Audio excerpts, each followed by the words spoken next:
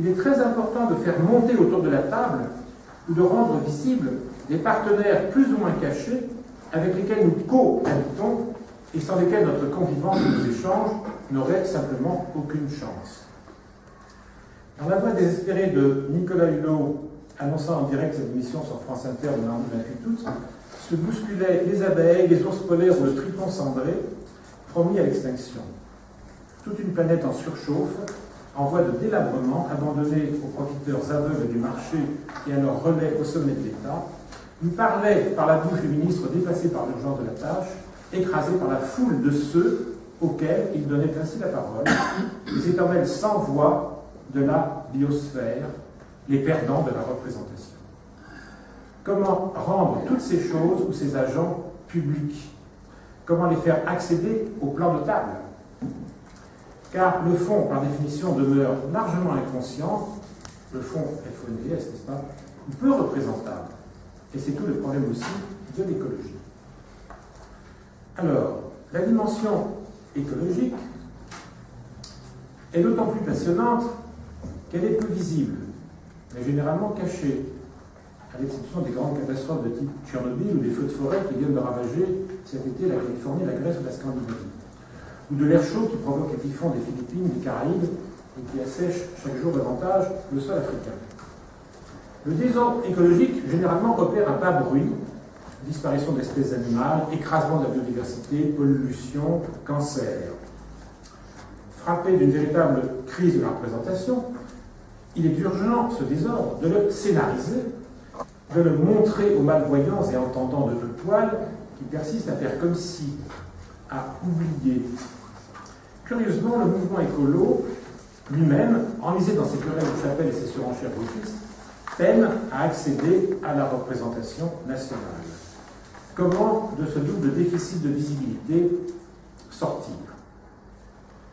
Et pourtant, la sensibilité écologique progresse. Il semble urgent de démontrer, philosophiquement, théoriquement, que, bien loin d'être leur adversaire ou rival, l'écologie est la matrice enchâssante des activités et des trafics économiques. Ce n'est pas une bataille frontale écologie contre économie, c'est une relation hiérarchique emboîtée, bien sûr, de l'activité économique que vous disiez à l'instant, Alain, du marché, pris dans un ensemble d'un trafic par généraux dans des échanges plus vastes. Qu'avant, autour du marché, il y a la biosphère, avec ses échanges nourriciers, essentiels pour notre reproduction.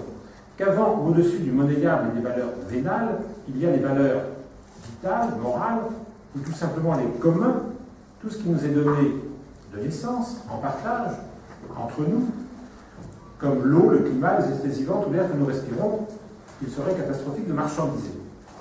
Il y a Esgipt en avant. Et ceci concerne au plus près les amis du MOS. Il est donné que ces communs relèvent d'un don primaire, inaliénable, pour combien de temps? Il est important de faire comprendre à nos contemporains ou à nos enfants qu'envers ces communs que nous avons tous reçus gracieusement en partage, le soleil, l'air, la mer, les paysages, la faune, la flore, nous sommes endettés. Comme nous sommes endettés envers les morts en amont de nous-mêmes et paradoxalement vis-à-vis des générations futures en aval. Cette évidence de solidarité et d'une dette envers le futur est bonne à rappeler à tous ceux qui agissent ou se considèrent comme le dernier homme, décrit par Nietzsche.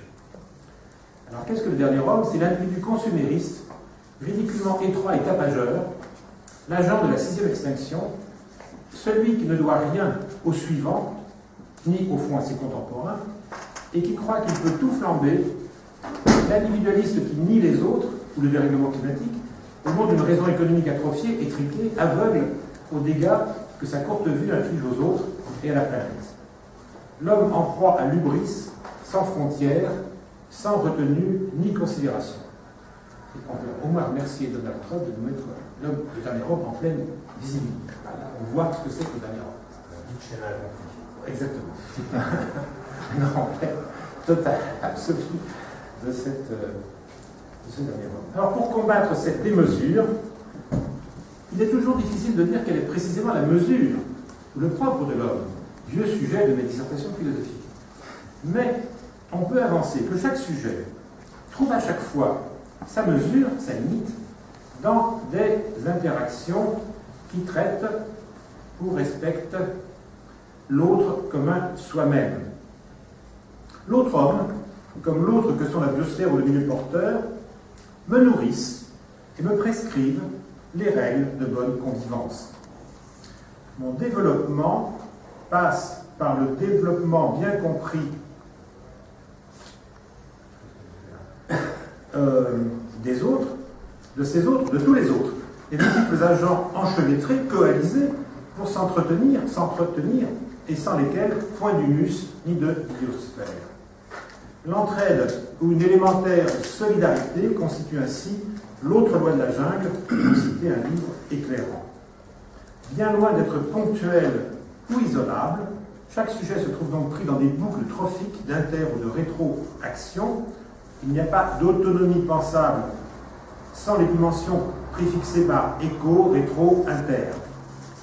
C'est dans les pages de la méthode d'Edgar Morin, notamment la vie de la vie, que je me suis persuadé de ces nouveaux paradigmes, à la suite de quoi j'ai réalisé avec Serge Proulx le colloque Morin de Cerisy en 1986. Grand souvenir. Leur validité de ces paradigmes me poursuit. Je la vérifie dans la notion de médium, développée auprès de Régis Debray, dans la mésologie de Lucien Berck, ou surtout pour moi dans l'anthropologie de l'antre ou de l'inter, inlassablement mise en œuvre par François Julien dans ses allers-retours Orient-Occident. Je fais un peu de name dropping, mais enfin pour moi, ce sont des gens qui, au fond, sont assez proches dans ma tête et qui entrelacent ce paradigme ou ces paradigmes maintenant. Alors, je conclus. De la logique conversationnelle, dont j'étais parti, objet pragmatique par excellence, à l'entretien, au care, on dirait aussi tout un courant, une boucle se trouve ainsi bouclée. Nous nous entretenons. Nous tenons les uns par les autres, tous les autres au sens le plus fort du terme. Que veut dire ce verbe? Eh bien, demander à des amoureux, pris, embarqués, enchevêtrés dans cette dépendance, est-ce que le sujet y laisse des plumes? Au contraire, comme l'a répondu mon cher Aragon en 1929 à une enquête de la Révolution surréaliste intitulée « Quelle sorte d'espoir mettez-vous encore dans l'amour ?» Réponse: l'amour est la seule perte de liberté qui me donne de la force. On pourrait avec Morin paraphraser ou gloser cette déclaration en précisant que la boucle de l'autonomie, si chèrement conquise et défendue par le chétif petit moi individuel, cette boucle ne peut grandir ou se boucler vraiment que par les détours de l'écho, de l'inter. Narcisse lui-même ne vit pas isolé, un narcissisme bien compris passant nécessairement par les autres. Grand thème gérardien. J'espérais que mon ami Benoît Chant soit là ce soir, mais il m'a dit qu'il viendrait peut-être. C'est pourquoi j'ai ajouté cette mention de René Girard, qui me tient à cœur. L'individu est un mirage, ou comme écrit sobrement Valéry, un homme seul est toujours en mauvaise compagnie. Confusion.